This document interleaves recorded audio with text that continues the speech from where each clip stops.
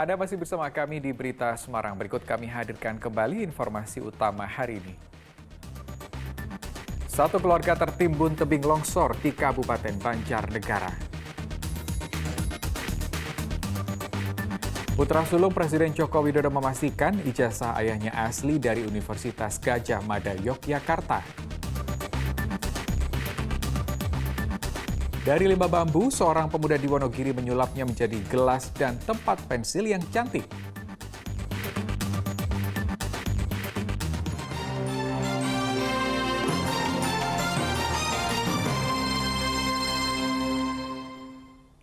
Melihat peluang usaha yang menjanjikan, seorang mekanik bengkel asal Kabupaten Klaten banting setir menjadi perajin sangkar burung. Ternyata usahanya membuahkan hasil karena keuntungannya mencapai 2 kali lipat. Belajar secara autodidak, pria asal desa Kaligawe Pedan, Kabupaten Klaten ini mampu membuat kerajinan sangkar burung berbahan kayu jati. Sebelumnya, Murianto sempat bekerja sebagai mekanik bengkel. Namun saat melihat peluang usaha kerajinan sangkar burung menjanjikan, ia nekat banting setir. Pria 32 tahun ini memilih kayu jati sebagai bahan utama sangkar burung karena mudah dibentuk dan tahan lama. Dalam sehari, ia bisa memproduksi 5 sangkar burung. Dan benar saja, setelah beralih menjadi perajin sangkar burung sejak 5 tahun lalu, keuntungan yang ia peroleh bisa lebih dari 2 kali lipat. Lebih banyak yang ini, soalnya di rumah itu nggak ada yang nyuruh, katakanlah ya lebih enak lah daripada ikut sama orang gitu. Bisa 2 kali lipat Pak penghasilannya? Ya bisa, kadang bisa melebihi gitu. Harga sangkar burung yang diproduksi cukup bervariasi.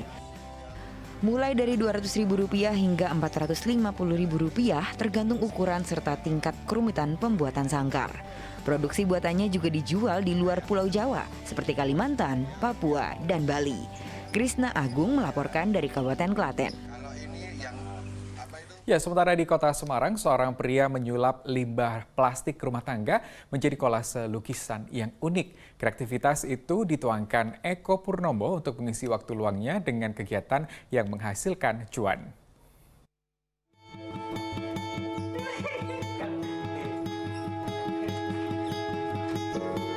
Di tangan Eko Purnomo, sampah-sampah ini disulap menjadi kolase lukisan wajah. Setiap harinya Eko meluangkan waktu 1 hingga 2 jam untuk mengerjakan kolase dari bahan dasar sampah plastik rumah tangga. Ide ini muncul di tengah pandemi COVID-19 lalu. Untuk mengisi kekosongan waktu di rumahnya di daerah Pudak Payung, Banyumanik, Kota Semarang, ia mengumpulkan sampah di rumah lalu disusun membentuk wajah. Seperti Kobe Bryant, Angelina Jolie, Rowan Atkinson atau Mr. Bean, dan Presiden kedua Indonesia Soeharto.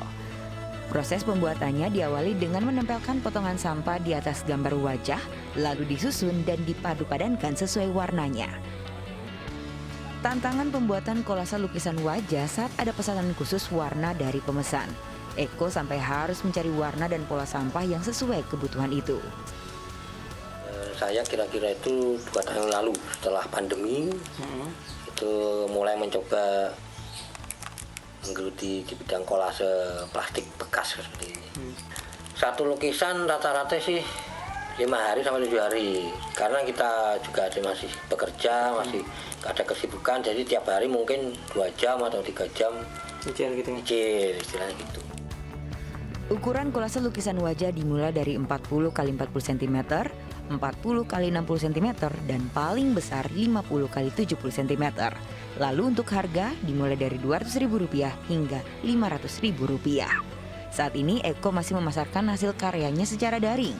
Meski begitu, pemesanan kolase lukisan wajah datang dari Surabaya hingga Jakarta. Ali Mustagiri melaporkan dari Kota Semarang. Selain limbah rumah tangga, seorang pria asal Kabupaten Wonogiri juga memanfaatkan limbah bambu sebagai produk kreatif yang menarik.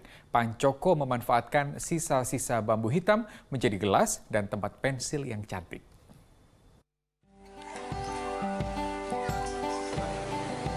memanfaatkan setiap jengkal pohon bambu.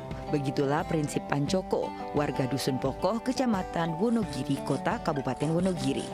Ia mengubah potongan bambu hitam bekas menjadi produk kreasi yang menarik, mulai dari gelas, tempat pensil, asbak, hingga vas bunga. Awalnya Pancoko akan menentukan apakah kulit bambu akan dikupas atau tidak, lalu dibentuk dan dihaluskan. Setelah diukir, barulah bambu dilapisi atau dipelitur. Ternyata usaha yang sudah ia rilis sejak 3,5 tahun terakhir ini sangat diminati. Pancoko pun harus membuat sejumlah variasi dengan memberikan ukiran pada gelas buatannya. Bambu yang paling bawah, nah daripada dibuang, ini aku bikin gelas yang udah enggak kepake buat gambar. Kita gunakan pakai ini, bikin gelas. Ini di Wonogiri baru ini Mas yang ada gelas bambu dari bambu gitu. Respon pasar sendiri ini lumayan banyak Mas, cuman kita yang produksi agak kewalahan. Produknya kini dipasarkan lewat media sosial. Tak jarang ia kewalahan untuk memenuhi permintaan pasar yang datang dari daerah lain seperti Madiun, Ngawi, dan Bandung. Untuk harga bervariasi mulai dari Rp5.000 hingga Rp30.000 bergantung pada produknya.